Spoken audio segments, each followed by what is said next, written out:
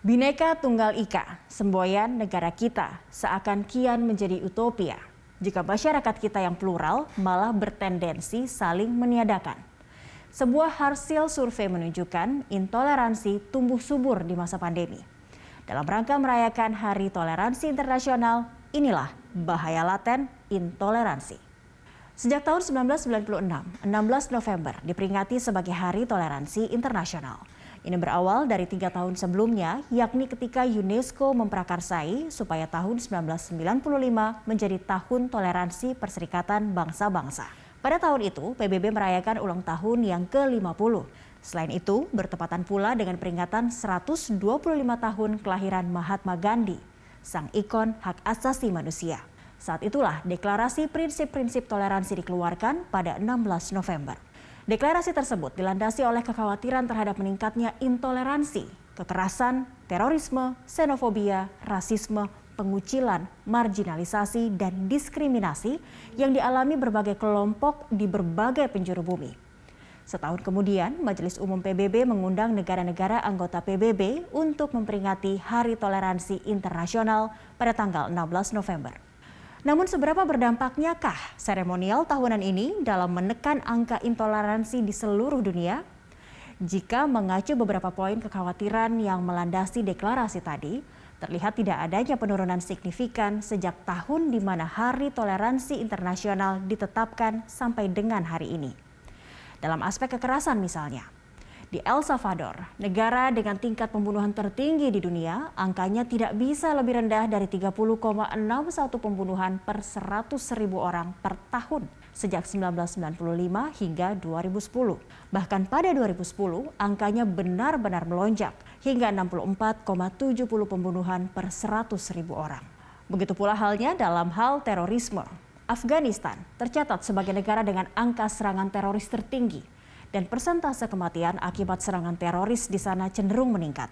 Sebelum perang antara Amerika Serikat dan Taliban sejak 2001 hingga 2021, di Afghanistan memang telah terjadi perang sipil berkepanjangan. Namun perang 2 dekade antara tentara Amerika Serikat dan Talibanlah yang paling merenggut banyak nyawa.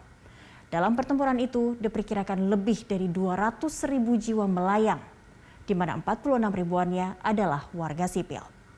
Sebagai perbandingan, selama 10 tahun sejak 2007 hingga 2017, persentase kematian akibat serangan teroris dibandingkan total kematian karena penyebab-penyebab lain mengalami peningkatan cukup drastis, dari 0,49% menjadi 2,69%. Namun, situs yang sama mengabarkan hal baik tentang Indonesia. Setidak-tidaknya tercatat ada penurunan angka kematian akibat pembunuhan yang terjadi di Indonesia dalam kurun waktu 4 tahun, yakni mulai dari 2004 hingga 2008. Dari 8,90 pembunuhan menjadi 8,10 per 100.000 orang per tahun. Data Badan Pusat Statistik pun menceritakan hal senada. Bahkan datanya lebih baru. Menurut catatan BPS, jumlah kasus kejahatan pembunuhan di Indonesia sejak 2018 hingga 2021 terus mengalami penurunan. Pada 2018, jumlah kasus kejahatan di negeri ini mencapai 1.024 kasus, sedangkan pada tahun lalu menurun menjadi hanya 898 kasus. Hal serupa juga terjadi pada persentase kematian akibat serangan teroris di Indonesia. Terorisme sempat merenggut 202 nyawa pada peristiwa bom Bali 2002. Itulah di mana persentase kematian akibat terorisme di Indonesia mencapai puncaknya. Setelahnya, persentase kematian akibat terorisme kembali turun hingga kurang dari 0,01 setiap tahunnya hingga 2017. Kecuali tahun 2007, 2008, dan 2010 yang sempat 0% alias tidak ada kasus kematian akibat serangan teroris. Namun apakah angka kematian akibat pembunuhan dan serangan teroris tadi sudah cukup untuk menggambarkan tingkat toleransi di negara kita? Apakah menurunnya kasus pembunuhan serta relatif rendahnya persentase kematian akibat serangan teroris menunjukkan Indonesia sebagai negara yang cukup toleran terhadap keberagaman? Setara Institut melaporkan sebanyak 422 tindakan pelanggaran kebebasan beragama dan berkeyakinan alias KBB terjadi selama tahun 2020 di Indonesia. 238 diantaranya dilakukan oleh aktor negara, sementara 184 lainnya dilakukan oleh aktor non-negara. Setara menjelaskan, aktor negara dimaksud antara lain adalah pemerintah daerah dengan 42 tindakan dan kepolisian juga dengan 42 tindakan. Sedangkan aktor non-negara yang disebut tadi terbanyak adalah kelompok warga dengan 67 tindakan. Disusul ormas keagamaan 42 tindakan. Kabar lebih buruknya, semua tindakan pelanggaran sepanjang tahun 2020 tadi lebih tinggi dibandingkan pada tahun sebelumnya, yang hanya 327 pelanggaran. Berikut adalah 7 tindakan pelanggaran kebebasan beragama dan berkeyakinan terbanyak di Indonesia sepanjang 2020.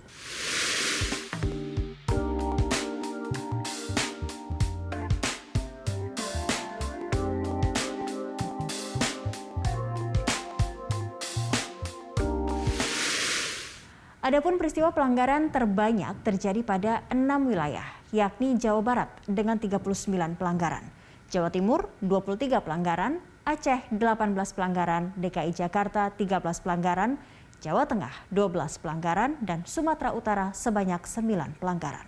Pemerintah tidak bisa berpangku tangan atas muramnya wajah toleransi beragama di negeri kita ini. Apalagi baru-baru ini sebuah hasil survei menunjukkan sikap intoleran tak ada kaitannya dengan latar belakang pendidikan seseorang.